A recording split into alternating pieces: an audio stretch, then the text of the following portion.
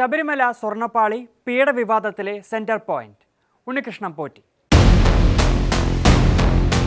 പണപ്പിരിവ്, സ്വർണ്ണപ്പാളികൾ പ്രദർശിപ്പിച്ചുള്ള തട്ടിപ്പ് തുടങ്ങി നിരവധി ആരോപണങ്ങളാണ് ഇയാൾക്കെതിരെ ഉയരുന്നത്. ദുരൂഹമാണ് എല്ലാം. ഒരു കോടതി ഇടപെടലിൽ തുടങ്ങിയ ശബരിമലയിലെ വിവാദം ഇപ്പോൾ സ്വർണ്ണപ്പാളിയുടെ തൂക്കവും പീഠം കാണാതാകലും കടന്ന് വലിയ മാനങ്ങളിലേക്ക് എത്തിയിരിക്കുകയാണ്. ഇവിടെ ഒരു ചോദ്യം ഉയരുകയാണ്: ആരാണ് ഈ വിവാദങ്ങളുടെയെല്ലാം കേന്ദ്ര ബിന്ദുവായ ഉണ്ണികൃഷ്ണൻ പോറ്റി? ഉണ്ണികൃഷ്ണൻ പോറ്റി ഒരു ചെറിയ മീനല്ല എന്ന് തന്നെ വേണം പുറത്തു വരുന്ന വാർത്തകളിൽ നിന്ന് മനസ്സിലാക്കാൻ. ശബരിമലയിൽ ഉന്നതരുമായി പിടിപാടുള്ള വ്യക്തി, ശബരിമലയിൽ പരികർമ്മിയായി പ്രവർത്തിച്ചും ഭക്തർക്കിടയിലുള്ള സ്വാധീനം കൊണ്ടും ഏറെ പ്രശസ്തൻ, തന്ത്രപൂജാകർമ്മങ്ങളിൽ മികച്ച വൈദഗ്ധ്യമുള്ളയാൾ. മേൽപ്പറഞ്ഞതെല്ലാം വെച്ചുകൊണ്ടാണ് ഉണ്ണികൃഷ്ണൻ പോറ്റി ഇത്രയും വളർന്നത്, തട്ടിപ്പുകൾ നടത്തിയതെന്ന് കരുതുന്നത്. റിയൽ എസ്റ്റേറ്റ് ബിസിനസ്സിലൂടെയായിരുന്നു പോറ്റി പൊടുന്നിനെ ധനികനായത്.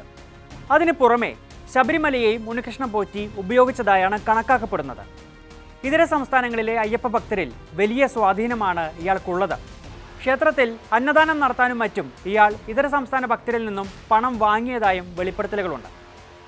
കിളിമാനൂരിന് സമീപം പുളിമാത്താണ് ഉണ്ണികൃഷ്ണൻ പോറ്റിയുടെ സ്വദേശം.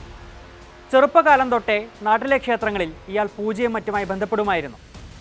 നിരവധി ക്ഷേത്രങ്ങളിൽ ഇങ്ങനെ പൂജാരിയായി പ്രവർത്തിച്ചിട്ടുണ്ട് എന്നാണ് റിപ്പോർട്ടുകൾ. 10ാം ക്ലാസ് കഴിഞ്ഞതോടെ ഇദ്ദേഹം ബാംഗ്ലൂരുവിലേക്ക് മാറുകയും ശ്രീരാമപുര ക്ഷേത്രത്തിൽ വർഷങ്ങളോളം പൂജാരിയായി പ്രവർത്തിക്കുകയും ചെയ്തു. എന്നാൽ പിന്നീടുണ്ടായ ചില പ്രശ്നങ്ങൾ മൂലം ക്ഷേത്രത്തിൽ നിന്ന് അദ്ദേഹത്തെ മാറ്റുകയായിരുന്നു. പിന്നീടാണ് ഉണ്ണികൃഷ്ണൻ പോറ്റിയുടെ ശബരിമല എൻട്രി. അവിടെ അയാൾ പരികർമ്മിയായി എല്ലാവരുമായും അടുത്ത ബന്ധമുണ്ടാക്കി. ഇങ്ങനെ മെല്ലെ മെല്ലെ അയാൾ വളർന്നു പന്തലിച്ചു. ശബരിമലയുമായി ബന്ധപ്പെട്ട എല്ലാ കാര്യങ്ങളിലും ഉണ്ണികൃഷ്ണൻ പോറ്റി മുൻപിലുണ്ടായിരുന്നു.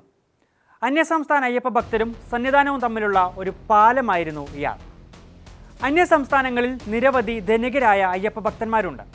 ഇവർ അയ്യപ്പനായി മാറ്റിവെക്കുന്ന പണം ഉണ്ണികൃഷ്ണൻ പോറ്റിയിലൂടെ കൈമറിഞ്ഞിട്ടുണ്ടെന്നാണ് കരുതപ്പെടുന്നത്. അങ്ങനെയെങ്കിൽ കർണാടക, ആന്ധ്ര, തമിഴ്നാട്, തെലങ്കാന എന്നീ സംസ്ഥാനങ്ങളിൽ നിന്നുള്ള അയ്യപ്പ ഭക്തരെ ഉണ്ണികൃഷ്ണൻ പോറ്റി ഇങ്ങനെ ചൂഷണം ചെയ്തിരിക്കാം. ദ്വാരപാലക ശില്പങ്ങളുടെ പാളികളിൽ സ്വർണം പൂശാനും ഇയാൾ ഇങ്ങനെയൊരു സ്പോൺസർഷിപ്പ് പ്രയോഗമാണ് നടത്തിയത്. എല്ലാം ഇയാൾ ചെയ്തത് അയ്യപ്പന് വേണ്ടി എന്ന വൈകാരികതയ്ക്ക് മുകളിലാണ്. അന്നദാനത്തിനായി വേണ്ടതിലും അധികം പണം ഇയാൾ പിരിച്ചെടുത്തതായും എല്ലാറ്റിലും ഒരിടനിലക്കാരനായി പ്രവർത്തിച്ചതായും റിപ്പോർട്ടുകളുണ്ട്. ശബരിമലയിലെ സ്വർണ്ണപ്പാളികളിൽ സ്വർണം പൂശിയതും ഇത്തരത്തിൽ പണപ്പിരിവ് നടത്തിയാണോ എന്നതാണ് ചോദ്യം. റിയൽ എസ്റ്റേറ്റ് ബിസിനസ്സിൽ ഇറങ്ങി ധനികനായ ശേഷമാണ് ഇയാൾ ഇത്തരത്തിൽ ശബരിമലയിലെ സ്പോൺസർ എന്ന രൂപേണ മാറിയത്. പ്രധാനപ്പെട്ട എല്ലാ രാഷ്ട്രീയ നേതാക്കളുമായും ഇയാൾക്ക് അടുത്ത ബന്ധമാണുള്ളത്. മുഖ്യമന്ത്രി പിണറായി വിജയനൊപ്പവും കോൺഗ്രസ് നേതാവ് സോണിയാഗാന്ധിക്കൊപ്പവുമെല്ലാം ഇയാൾ നിൽക്കുന്ന ചിത്രങ്ങൾ പുറത്തു വന്നിട്ടുണ്ട്. ഈ ചിത്രങ്ങൾ ഉപയോഗിച്ചും ഇയാൾ തട്ടിപ്പ് നടത്തിയിട്ടുണ്ടോ എന്ന കാര്യവും വ്യക്തമല്ല. പതിവായി അയ്യപ്പനെ തൊഴാനെത്തുന്ന സിനിമാ താരങ്ങളുമായും ഉണ്ണികൃഷ്ണൻ പോറ്റി ബന്ധങ്ങൾ സ്ഥാപിച്ചിട്ടുണ്ട്.